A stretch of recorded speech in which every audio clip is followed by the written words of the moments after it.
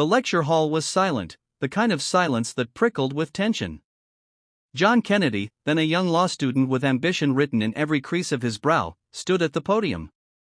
He had worked all night on this paper, pouring every ounce of effort into crafting his argument.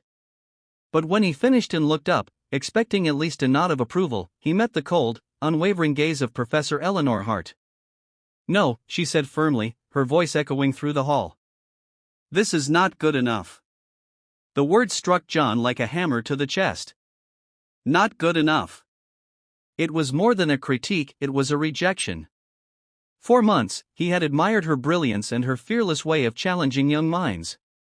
She wasn't cruel, but she was unyielding.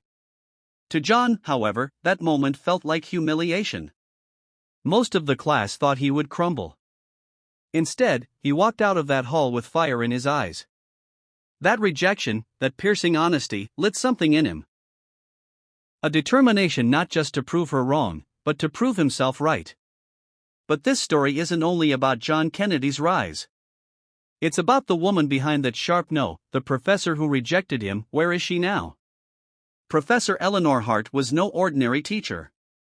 She had grown up in the Deep South, at a time when women in academia were expected to stay quiet, to occupy the back rows instead of the front.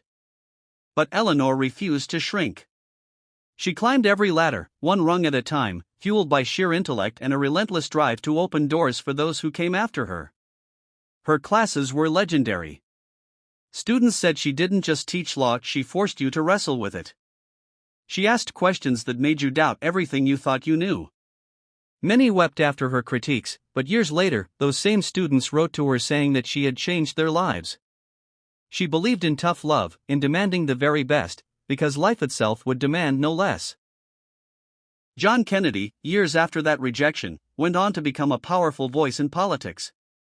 Yet he often admitted, in private moments, that the sting of Professor Hart's words shaped him.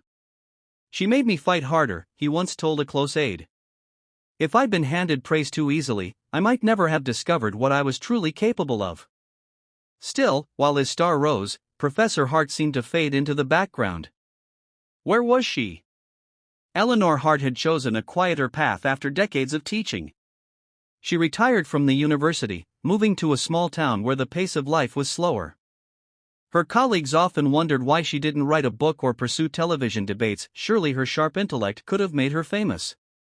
But Eleanor didn't crave recognition.